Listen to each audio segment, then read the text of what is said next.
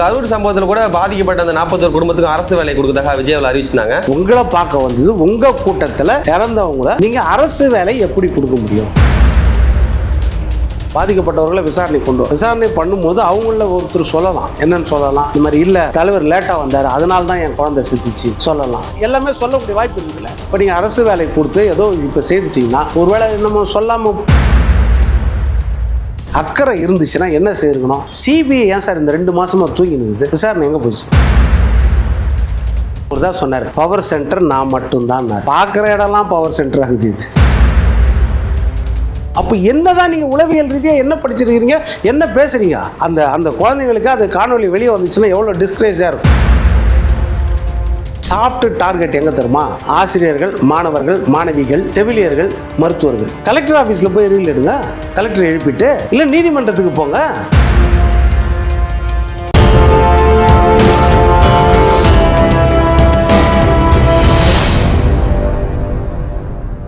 Youth Tamil நேயர்களுக்கு அன்பு வணக்கம். இன்றைய சிறப்பு நேர்காணல் நம்மோடு இணைந்திருப்பவர் அரசியல் விமர்சகர் திரு பொன் வில்சன் அவர்கள். வணக்கம் சார். வணக்கம். வணக்கம் சார். இப்போ கரூர் சம்பவத்தில் கூட பாதிக்கப்பட்ட அந்த 41 குடும்பத்துக்கு அரசு வேலை கொடுக்கறதாக விஜய் அறிவிச்சிருந்தாங்க. அதை எதிர்த்து ஒரு வழக்கறிஞர் கேஸ் போட்டிருக்காங்க. 40 குடும்பத்துக்கு வேலை போட்டால் இதனால நிறைய பேர் பாதிக்கப்படுவாங்க, இன்னொன்று சிபிஐ விசாரணை இதனால பாதிக்கப்படும் சொல்லிருக்காங்க. நீங்க எப்படி சார் பாக்குறீங்க இதை? இப்போ சுப்ரீம் கோர்ட்டில் கேஸ் திமுக அரசு ஒரு கேஸ் போட்டு அந்த கேஸ் தள்ளுபடி பண்ணாங்க. இப்போ RS பாரதி போட்டது. திமுக அரசு 2 தப்பு பண்ணிச்சு. திமுக முதல் தப்பு என்ன பண்ணுச்சுன்னா, 27 செப்டம்பர் போன வருஷம் அந்த நிகழ்வு நடந்த பிறகு யார் யார் சந்தேகப்படுறோம், இப்போ நம்ம தவறுன்னு சொல்ல, அவங்க தான் குற்றவாளின்னு சொல்ல, யார் யார் மேலே சந்தேகம் இருக்கும், யார் யார் விசாரிக்கப்பட வேண்டியதோ அவங்களெலாம் எஃப்ஐஆரில் போடணுமா இல்லையா? இப்போ விஜய் அவருடைய பேரை எஃப்ஐஆரில் சேர்த்துக்கணுங்கிறீங்க. ஏன் சேர்க்கலை? இயற்கையாக என்ன யோசிக்கணும்? இப்போ விஜய் நம்ம தவறுன்னு சொல்ல, குற்றவாளின்னு சொல்ல, அவரும் ஒரு காரணம் விசாரிக்க. ஆமாம், காரணம் மெயின் காரணம் என்னது? இப்போ ஸ்பாட்டில் 5 பேர் இருக்கிறோம், இப்போ நம்ம 3 பேர் இங்கே இருக்கிறோம். ஒரு அசம்பாவிதம், இந்த தம்பி மட்டும் காணோம், அதுக்கப்புறம் நம்ம 2 பேர் இருக்கிறோம். அப்போ எஃப்ஐஆரில் என்ன செய்வீங்க? நம்ம 2 பேரை போட்டு யார் காணாமல் போனா, யார் இந்த ஸ்பாட்டில் இல்லை, இப்போ எங்கே போயிட்டாங்க, அவங்க கான்டாக்டும் பண்ண முடியல, அவங்க நம்பர் அவங்களையும் எஃப்ஐஆரில் வரணும்ல. அப்போ ஏன் விஜய் பேர் வரல? முதல் குற்றப்பத்திரிக்கையில் வந்திருக்கணும். மதியழகனை கைது பண்ணாங்க, மதியழகன் மாவட்ட கைது பண்ணாங்க. அங்கே இருக்கிற நகர செயலாளர் பொன்ராஜ் கைது செய்யப்பட்டாங்க. ஆதவ அர்ஜுனா வழக்கு தொடுக்கப்பட்டது. புஷி ஆனந்த் வழக்கு தொடு. இவங்களாம் ஆள் கண்டுபிடிக்க முடியல, அவங்களாம் சுவிட்ச் ஆஃப் பண்ணிட்டு ஆள் இல்லை. ஒரு மாதம் அப்ஸ்காண்ட் ஆகிட்டாங்க, கிட்டத்தட்ட இல்லை. அப்படி அப்புறம் அதுதான் சொல்கிறேன். இப்போது அந்த எஃப்ஐஆரில் பேரை போடாதது தவறு, பேரை போட்டு சரி. அடுத்தது சிபிஐக்கு தான் போயிடுச்சு. இந்த வழக்கில் என்ன செய்திருக்கணும்? இவங்க சிபிஐக்கு கொடுத்துட்டு அந்த இண்டிபெண்ட் பாடி உச்சநீதிமன்ற ஓய்வு பெற்ற நீதிபதி தலைமையில் அஜய் ரஸ்தோகி தலைமையில் ஒரு ஸ்பெஷல் ஸ்குவாட் இதை மானிட்டர் பண்ணும் அப்படின்னு ஸ்பெஷல் பவர் கொடுத்தாச்சு. அந்த பவர் கொடுத்த இடத்துல நீங்கள் போய் புகார் பண்ணி, இந்த மாதிரி ஆதவ அர்ஜுனா வரம்பு மீறி பேசுகிறாரு, இந்த மாதிரி விஜய் அங்கே போகிறாரு, அவங்களுக்கு அனுசரணையாக நடக்க போகிறாரு, அவர் பிரைம் விட்னஸ் இந்த கேஸில், எஃப்ஐஆரில் குற்றவாளின்னு போடல, ஆனால் சாட்சியாக அவரை போட்டிருக்காங்க. அதான் சிபிஐ 2 தடவை கூப்பிட்டுச்சு அவரை. அப்போது நீங்கள் அங்கே போய் புகார் பண்ணுறதை விட்டுட்டு நீங்கள் சுப்ரீம் கோர்ட்டுக்கு போனீங்க. சுப்ரீம் கோர்ட்டுக்கு போனால் கூட சரி, சுப்ரீம் கோர்ட்டில் உங்கள் வக்கீல் வாதாடுறாருன்னா வக்கீல் எந்த அளவுக்கு ஒரு அந்த விஷயத்தை தெரிஞ்சு கிரகிச்சு வாதாடணும். எடுத்தோடனே சொல்லிட்டாரு குற்றவாளியாகிய விஜய்ன்ட்டார். வக்கீல் அவர் ஜட்ஜு பிடிச்சிக்கிட்டார். அவர் எஃப்ஐஆர்லேயே இல்லையே பேர். இப்போ தீர்ப்பு சொன்னதை நம்ம ஏற்றுக்கல, தீர்ப்பில் தவறு அந்த தீர்ப்பு. ஏன்னா குற்றவாளி அவருக்கு பேர் இல்லை, ஆனால் அவர் போகிறத தடுக்க முடியாது அப்படின்னு சொல்கிறாங்க முதல் விஷயம். அடுத்தது ஆதவ அர்ஜுனா மேலே குற்ற சாட்டு இருக்குது, எஃப்ஐஆரில் இருக்குதுல்ல, குற்றச்சாட்டு இருக்குதுல்ல, அப்புறம் புஷியானந்த் மேலே இருக்குதுல்ல, மதியழகன் மேலே, இவங்க யாரும் கூட போக மாட்டாங்களா? இவங்க யாரும் நான் போகலையே.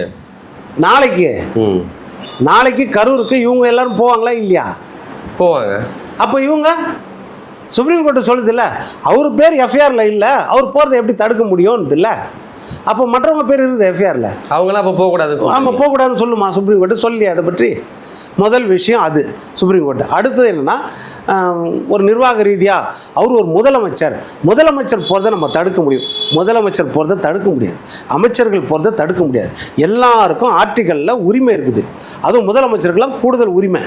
அவங்கள எங்கேயும் எந்த இடத்துக்கு போகிறதையும் நம்ம தடுக்கவே முடியாது. ஆனால் இது ஸ்பெஷல் கேஸ் ஆச்சே. இல்லை சார், விஜய் 41 பேர் மரணம். நீ சாதாரண பேச்சுரிமை, எழுத்துரிமை, சொல்லுரிமை, செயல் உரிமை, பதவி உரிமை எல்லாம் இதுல பார்க்க முடியாது. இது 41 பேர் மரணம். நிர்மல்குமார் இதே சுப்ரீம் கோர்ட்டு அரவிந்த் கெஜ்ரிவாலுக்கு ஜாமீன் கொடுத்துச்சுல்ல, அவர் முதலமைச்சராக தானே இருந்தார். முதலமைச்சருக்கு ஜாமீன் கொடுக்கும்போது ஆனால் ஜாமீன் நீங்கள் வெளியே போயிடலாம், கோட்டைக்கு போகக்கூடாது, கையெழுத்து எதுவும் போடக்கூடாதுன்னு வந்துச்சுல்ல, அந்த நிபந்தனையாக விதிச்சாங்க. அவர் முதலமைச்சர் தானே, அவருக்கு நிபந்தனை விதிச்சாங்கல்ல. அது போல் நிபந்தனை விதிக்கணுமா இல்லையா? யாராலும் சாதாரண நினைக்கிறதுன்னா ஒரு கட்சி வந்து இப்போ இங்கே இருந்தே கூட இன்ஃப்ளூயன்ஸ் பண்ண முடியும், அங்கே போய் தான் பண்ணணும்னு கிடையாது. ஆனால் ஒரு மரபு, ஒரு விதி, ஒரு நெறி என்னென்னா நம்ம மேலே ஒரு பார்வை இருக்கும்போது நம்ம போகக்கூடாது அப்படின்றது தான். அதுதானே முக்கியம். நம்ம சந்தேகம் வருமா இல்லையா? இப்போது அரசு அவங்களுக்கு நிவாரணம் கொடுத்தாச்சு, பாதிக்கப்பட்டவங்களுக்கு ஆறுதல் சொல்லியாச்சு, எல்லாம் இதாகிடுச்சு. இப்போது அரசு வேலை அப்படின்னு எப்படி கொடுக்க முடியும்? இது ஒரு கேள்வி வருமா இல்லையா? அப்போது உங்களை பார்க்க வந்தது, உங்கள் கூட்டத்தில் இறந்தவங்கள நீங்கள் அரசு வேலை எப்படி கொடுக்க முடியும்? இது கேள்வி வரும். நாளைக்கு அரசு வேலை கொடுத்தா இப்போ நீங்கள் வந்து அந்த பாதிக்கப்பட்டவர்களை விசாரணை கொண்டு வரணும். விசாரணை பண்ணும்போது அவங்கள ஒருத்தர் சொல்லலாம், என்னன்னு சொல்லலாம், இந்த மாதிரி இல்லை தலைவர் லேட்டாக வந்தார் அதனால தான் என் குழந்தை செத்துச்சு சொல்லலாம். இல்லைன்னா இந்த இடம் வந்து இந்த இடம் கொடுத்தது வந்து தப்பு, ஸ்டாலின் கவர்மெண்ட்டு அந்த காவல்துறை தவறு செஞ்சுச்சு அதனால தான் இங்கே நடந்துச்சு. இல்லைன்னா இந்த சாக்கடையை மூட சொன்னோம், இந்த கவுன்சிலர்கிட்ட ஒன்றும் அவர் செய்யவே இல்லை அதனால் நடந்துச்சு. இல்லைன்னா விஜய் ரசிகர்கள் மரத்து மேலே ஏறி நின்று செல்ஃபி எடுக்க பார்த்தாங்க, அங்கேருந்து மரக்களை உடஞ்சி விழுந்தாங்க, அவங்க குதிச்சு எங்கள் மேலே விழுந்ததால் தான் என் குழந்தை இறந்துச்சு. வந்துட்டாங்க எல்லாமே சொல்லுவாங்கல்ல, பஸ் முன்னாடி நிற்க வைக்க சொன்னாங்க, தள்ளி வந்துச்சு அதனால தான் நடந்துச்சு எல்லாமே சொல்லுவாங்க. காலைல 7 மணிலேருந்து நாங்கள் நின்றோம், 12 மணிக்கு வருவார்னு சொன்னாங்க, ஆனால் நைட்டு 7 மணி தான் வந்து அது எல்லாமே சொல்லக்கூடிய வாய்ப்பு இருக்குதுல்ல. இப்போ நீங்கள் அரசு வேலை கொடுத்து ஏதோ இப்போ செய்துட்டிங்கன்னா ஒருவேளை நம்ம சொல்லாமல் இப்போ மறைக்கிறதுக்கு வேலை கொடுத்துருக்காங்கன்னு கூட காம்ப்ரமைஸ் இருக்குல்ல. இப்போ இதெல்லாம் வந்து அதுக்காகத்தான் அந்த இடம் பொருள் ஏவல் அறிஞ்சு தான் தீர்ப்புகள் கொடுக்கப்படணும். எல்லாம் ஜென்ரலைஸாக நீங்கள் சொல்ல முடியாது, அதுதானே முக்கியம். இப்போ அதிமுக வந்து ஜூன் 23 பொதுக்குழு கூட்டினாங்க 2-3 வருஷத்துக்கு முன்னாடி. அப்போ நீதிமன்றம் விடிய காலில் தீர்ப்பு கொடுத்துச்சுல்ல, பொதுக்குழு கூட்டிக்கலாம், ஆனால் அந்த 18 தீர்மானத்தையும் அதை தவிர வேறு தீர்மானம் நிறைவேற்றக்கூடாது, இதை மட்டும்தான் பரிசீலனை பண்ணணும், வேறு புது தீர்மானம் எதுவும் கண்டிஷன் கொடுத்தாங்கல்ல, அதுபோல் கண்டிஷன் கொடுங்க. சரி, இதை மேலே சுப்ரீம் கோர்ட்டுக்கு இன்னும் அக்கறை இருந்தால், ஏன்னா 41 பேர் மரணம், அக்கறை இருந்துச்சுன்னா என்ன செய்யணும்? சிபிஐ ஏன் சார் இந்த 2 மாதமாக தூங்கி நிற்குது? விசாரணை எங்கே போச்சு?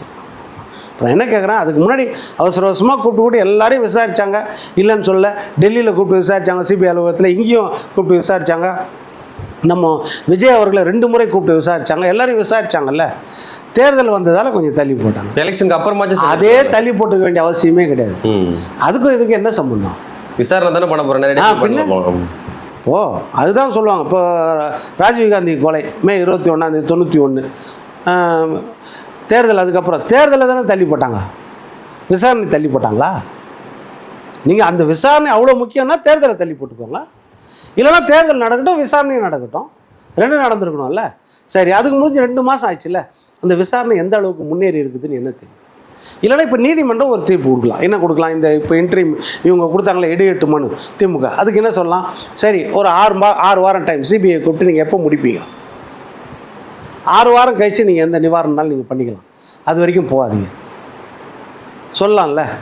இது எதுவுமே வந்து சொல்லாமல் அப்படியே நீங்கள் போய் புகார் கொடுத்துக்கோங்க. நீங்கள் வந்து விசாரணை அமைப்புக்கிட்ட சொல்லிக்கோங்க, நீதிமன்ற அவமதிப்பு அப்படின்னா கண்டெம்ட் ஆஃப் கோர்ட்டுன்னா கூட அந்த விசாரணை அமைப்புக்கிட்ட சொல்லிக்கோங்க அப்படின்னு சொல்லிட்டு நீதிமன்றம் தீர்ப்பு கொடுத்துச்சு. அப்படி இருக்கும்போது இந்த விஷயத்தை பொறுத்த வரைக்கும் விஜய் வந்து அதுதான் எடப்பாடி பழனிசாமியாக தெளிவாக சொன்னார், 2 பக்கமும் விசாரிங்க. நீங்கள் ஒரு பக்கம் மட்டும் விசாரிக்கிறீங்க, அதே நேரத்தில் பார்த்தீங்கன்னா விஜய் மேலே வழக்கு போடல, ரைட்டு, நீங்கள் போடல, ஆனால் 2 பக்கமும் என்னன்னு விசாரிங்க. 2 பேர் மேலேயும் எஃப்ஐஆர் போடுங்க. சந்தேகம் யார் காவல்துறை மேலேயும் எஃப்ஐஆர் போடுங்க. என்ன தவறு நடந்திருக்குது? இப்போ காவல்துறை மேலே எஃப்ஐஆர் போடாமல் இருக்கிறோம். நம்ம இப்போ பல்பீர் சிங் மேலே எஃப்ஐஆர் போடாமல் இருந்துச்சு. இந்த இடத்துல இவ்வளோ பேர் தான் கூட முடியும், அதுக்கு அளவுக்கு அதிகமாக ஏன்? அப்போ அவங்களையும் விசாரணை வளையத்துக்குள்ளே கொண்டு வந்திருக்கலாம்ல. அப்போது அந்த ஸ்டாலின் அரசாங்கம் ஓட்டு வாங்குறதுக்காக இந்த வேலையை செய்தாங்க. இன்னொன்று விஜய் மேலே கேஸ் போட்டால் எங்கே அவருக்கு பாசிட்டிவாக போயிருமோ, ஓட்டு இழப்பு வந்துடும், ஏதாவது பாதிப்பு வந்துருமோன்ட்டு விஜய் மேலே கேஸ் போடாமல் மற்றவங்க மேலே கேஸு, காவல்துறையை அது கேஸுக்குள்ளே கொண்டு வராமல் அவங்களுக்கு பாதுகாப்பு. இந்த தவறுகள்லாம் திமுக செய்ததோட விளைவு தான் இன்னைக்கு இந்த நிலைமை இருக்குது. இப்போ தாவேக்கு ஆட்சி அமைஞ்சு நிறைய இடங்கள்ல வந்து பார்த்தீங்கன்னா அமைச்சர்கள் எம்எல்ஏக்கெல்லாம் ரைடு நடத்தணும்ல பார்க்க முடியுது. இப்போ கூட இன்னைக்கு கூட ஸ்ரீவைகுண்டம் எம்எல்ஏ சரவணனுடைய காணொலி வெளியாக இருக்குது. ஒரு லாரியை மறைச்சு இதோட சேஸ் நம்பர் எங்கே அப்படின்ற மாதிரி கேட்குறாரு. இதுக்கு முன்னாடி பார்த்தீங்கன்னா சிவகங்கை எம்எல்ஏ வந்து ஒரு நகராட்சி ஆணையர் அலுவலகத்தில் போயிட்டு அவங்க அந்த சீட்லேயே உட்காந்து ரைடு நடத்துறாங்க. கீர்த்தனா அவர்கள் பள்ளியில் போயிட்டு அவங்க தொழில்துறை அமைச்சராக இருக்காங்க, அவங்க போய் அங்கே ரைடு நடத்துறாங்க. ஸோ எப்படி எதை நோக்கி சார் தாவேக அரசு போயிட்டு என்ன செய்யணும் ஏது செய்யணும் தெரிய மாட்டேங்குதா, என்ன பண்ணுறாங்க அவங்க? மேடையில் பேசுறது மட்டும்தான் விஜய் தயாரித்து பேசுகிறாரோன்னு நினைக்கிறோம் முதலமைச்சர். மற்றபடி எந்த கட்டுப்பாடும் இல்லை. அவர் தான் சொன்னார் பவர் சென்டர் நான் மட்டும்தான்னார். பார்க்குற இடம்லாம் பவர் சென்டர் ஆகுது. இது நம்ம திமுக ஆட்சியிலே 4 பவர் சென்டர் தான் சொல்லுவோம். ஆனால் இந்த ஆட்சியில் பார்க்குற பக்கம்லாம் பவர் சென்டராக இல்லை பப்ளிசிட்டிக்காக ஒரு வேலை பண்ணுறாங்க. ஆமாம். ஏங்க ஆதவ பேச்சை கேட்டிங்களா? தன்னுடைய மகனை வந்து பதவி கொடுக்கணுன்றதுக்காக திமுக தலைவர் ஸ்டாலின் காவல்துறையை வச்சு 41 பேரை கொண்டுட்டாருன்ற மாதிரி தானே சொல்கிறார் அவர். அப்போ இந்த பவர் சென்டர் யார் கொடுத்தது? நாங்கள் இதுக்கு சரியாக நாங்கள் பழி வாங்குவோன்றார்ல இதுக்கு. அப்போ என்ன அர்த்தம்? அது சிபிஐ அவர் கையில் இருக்குதா, இல்லை மத்திய அரசு அவர் கையில் இருக்குதா? ஒரு வழக்கில் இந்த மாதிரி வரம்பு மீறி பேச முடியுமா? முடியாது. இது ஒரு பக்கம்.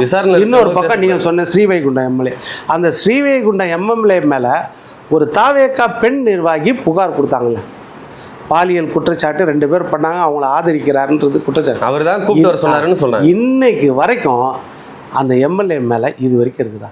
அதே மாதிரி எத்தனையோ காணொலியில் லாட்ரி சீட்டு முறை தவறி நடக்குது அப்படின்றது, அதை பற்றிய விசாரணை ஏதாவது இருக்குதா? துப்பாக்கி ஏந்திய போலீஸ் பாதுகாப்பு தானே கொடுத்துருக்காங்க. அப்புறம் என்ன பண்ணுறது? அப்போ இவங்க வார்த்தைக்கும் செயலுக்கும் பயங்கர வித்தியாசமாக இருக்குதே தாவேக்கா செய்யுது.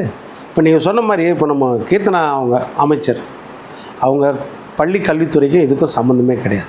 அவங்க தொழில்துறை அமைச்சர். தொழில்துறையில் நீங்கள் பாருங்கள், அம்மோனியாவில் எத்தனை பேர் இறந்துருக்காங்களா? அந்த இடத்துல போய் பார்க்கவே இல்லை.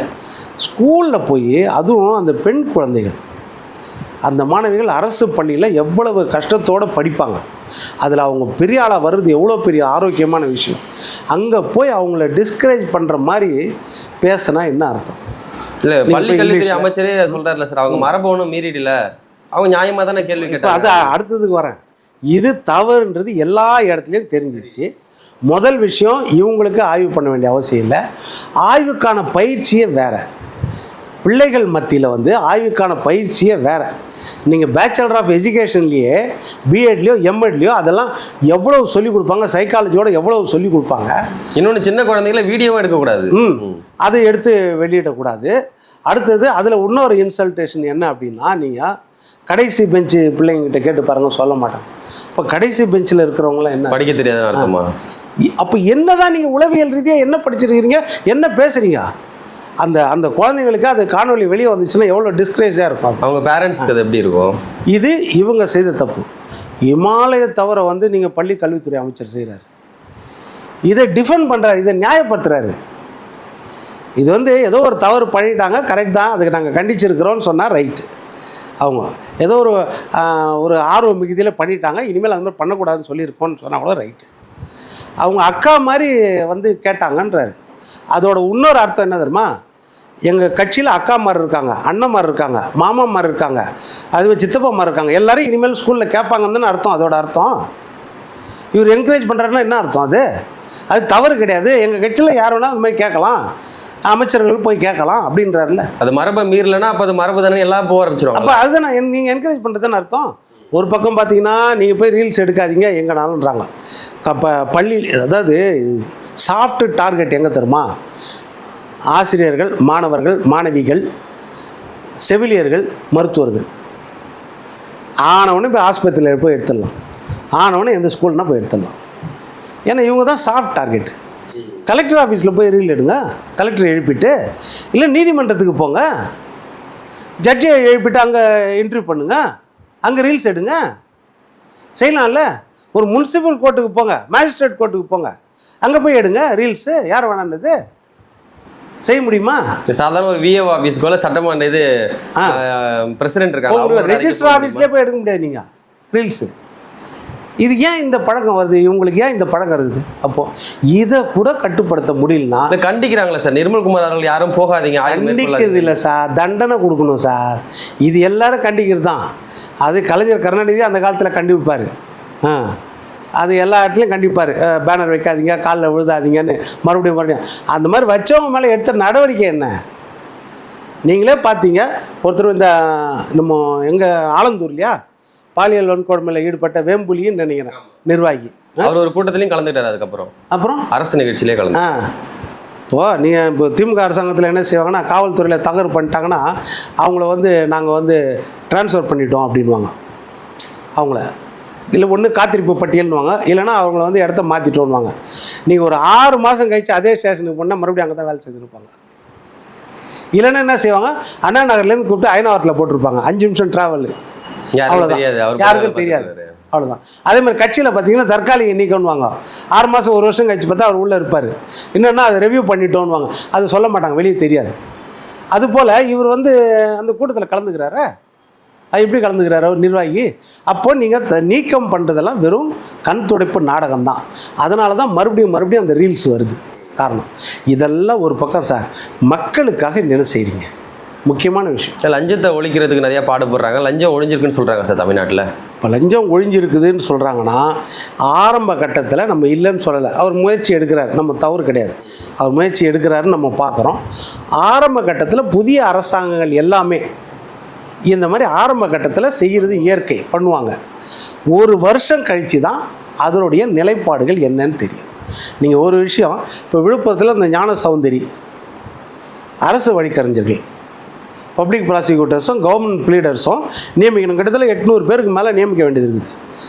மாவட்ட நீதிமன்றங்கள்லேருந்து உயர்நீதிமன்றம் வரைக்கும் நியமிக்க வேண்டியது. அவங்களது ஜூன் 30ஆம் தேதியோடு முடிஞ்சு போச்சு. திமுக போட்டதில் பெரும்பாலான இடத்துல முடிஞ்சு போச்சு. நிறைய இடத்துல அப்பியர் ஆகாமல் இருந்தாங்க. அரசு வழக்கறிஞர் அப்பியர் ஆகாமல் 3-4 நாள் ஸ்டாக்னேஷனில் இருக்குது. சில இடத்துல அபராதமே விதிச்சிருக்காங்க நீதிபதி. அரசு வழக்கறிஞர் வராததால் எங்களுக்கு பிரச்சனையாக இருக்குது. இப்போ அதை நியமனம் பண்ணுறாங்க. நியமனத்தில் முறைகேடு நடந்திருக்குது. 5 லட்சத்துலேருந்து 30 லட்சம் வரைக்கும் லஞ்சம் வாங்குறாங்கன்னு அந்த ஞான சௌந்தரி அவர்கள் தான் வழக்கு போட்டாங்க.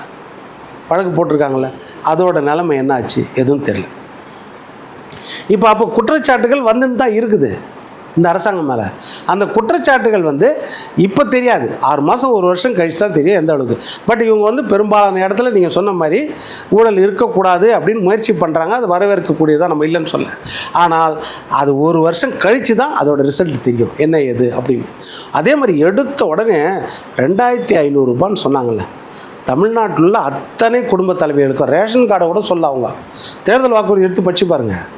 அதிமுக திமுக ரேஷன் கார்டு உள்ள அனைத்து குடும்ப தலைவிகளுக்கும் சொன்னாங்க. இவங்க தமிழ்நாட்டில் உள்ள அனைத்து குடும்ப தலைவிகளுக்கும்.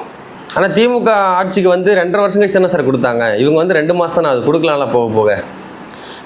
நான் என்ன சொல்கிறேன், திமுக வந்து 2.5 வருஷம் கழிச்சு கொடுத்துச்சுல்ல, அதை விமர்சனம் பண்ணீங்கல்ல, அப்புறம் நீங்கள் என்ன கொடுக்கல? நீங்களும் அதே மாதிரியே இருக்கீங்க அப்படின்னா அப்போ திமுகவுக்கு என்ன மாற்று? நீங்களும் தீய சக்தி தானே? அப்போது சொல்லுங்கள். நான் என்ன சொல்கிறேன், 6 மாதம் எடுத்துக்கோங்க, 1 வருஷம் எடுத்துக்கோங்க, அதை அரியர்ஸோடு சேர்த்து கொடுத்துருங்க. மொத்தமாக இது சேர்த்து கொடுத்து 1 வருஷம் கழிச்சு கொடுங்கன்னா அந்த 12 மாத தொகையை சேர்த்து கொடுத்துருங்க. யார் வேண்டான்னு நீங்கள் எடுத்துக்கோங்க, டைமு எடுத்துன்னு கொடுங்க, வேணான்னு சொல்லியே. இதே மாதிரி தான் எல்லாருக்கும் சொன்னீங்க, எல்லா தொகுதியிலையும் எல்லா மக்களுக்காகவும் சொல்கிறாங்க. வேலை இல்லாத இளைஞர்களுக்கு அவங்களுக்கு 4000 ரூபா அது சொல்லியிருக்காங்க. அதே மாதிரி முதியோர் ஓய்வூதியம் அவங்களுக்கு வந்து இப்போ 3000 ரூபாய் சொல்லியிருக்காங்க, அதை கொடுக்கணும். சிலிண்டர் அதே மாதிரி தான் 6 சிலிண்டர் இலவசம் சொல்லியிருக்காங்க, அதை கொடுக்கணும். இது எல்லாமே கொடுக்க வேண்டியது இருக்குது இல்லை? அப்போ இது எல்லாமே எதையுமே பார்க்காம, ஆனால் நீங்கள் வந்து இந்த குதிரை பேர அரசியல் மட்டும் பண்ணி என்ன போச்சு? அது மிகப்பெரிய கெட்ட பேரில். அப்போது விஜய் அவர்கள் தூய சக்தின்னு சொல்கிறாங்கன்னா அவருடைய ரசிகர்களே இன்றைக்கி வெக்ஸ் ஆகுறாங்க. உங்களோட நேரத்தை ஒதுக்கி நிறைய தகவல்களை பகிர்ந்தீங்க. மிக்க மகிழ்ச்சி. நன்றிங்க. நன்றி.